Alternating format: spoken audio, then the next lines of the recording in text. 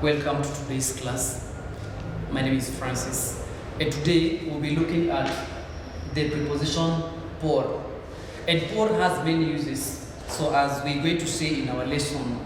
So the first use of por is to talk about cause, motive, or reason. For example, you can say, estamos en Nairobi por un tío, that we're in Nairobi because of a friend.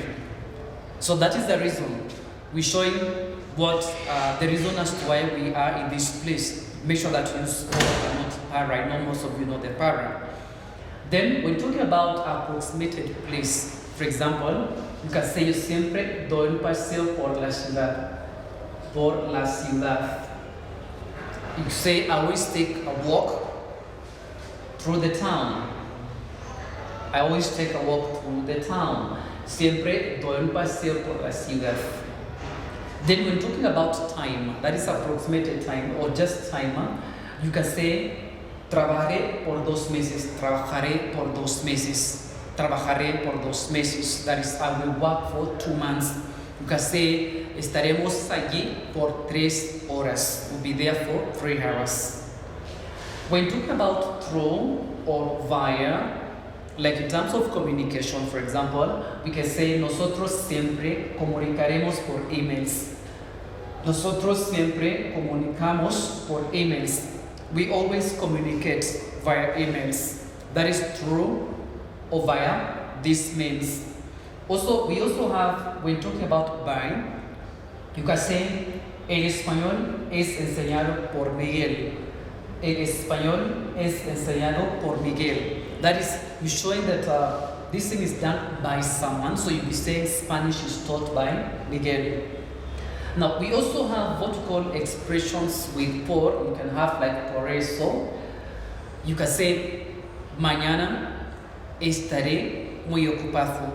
Por eso no podré pasar por tu casa. Mañana estaré muy ocupado. Por eso no podré pasar por tu casa. So tomorrow I'll be busy. I will not be able to pass by your house. We can also have por favor, please. Like you can tell someone, por favor, venga un poco temprano.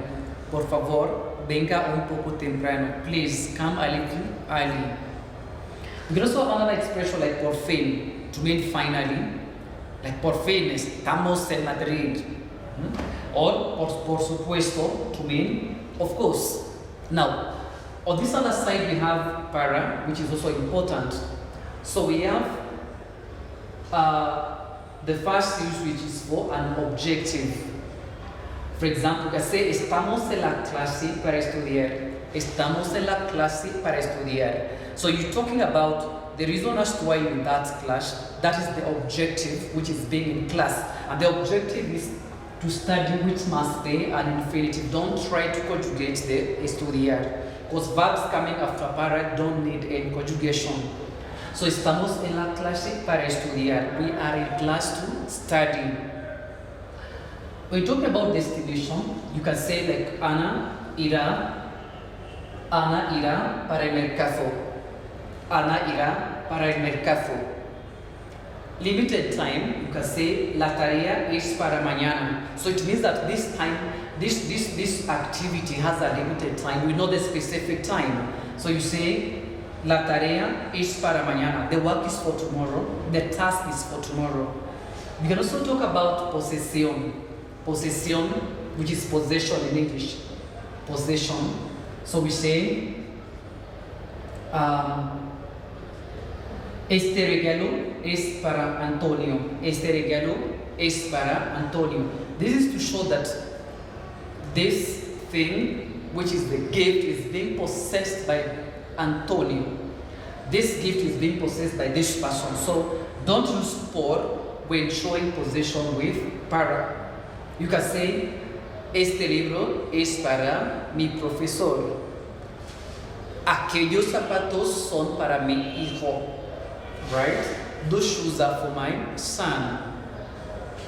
We can also have some expressions that usually come with para. For example, you can tell someone para siempre. Para siempre to mean forever.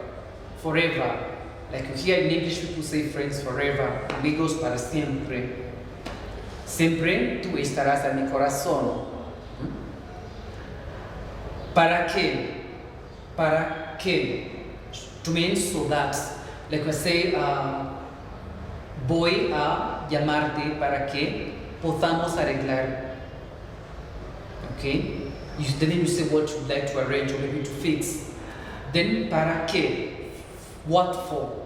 This can be used with a question to ask like what for what? Like necesito, you can tell me necesito tu coche. Then I ask you para qué?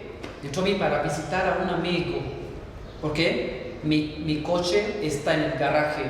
Porque mi coche está en el garaje. So in your free time, kindly make sure that you go through the lessons, understand them, and then you practice using sentences. So that marks the end of that lesson. Thank you so much for following.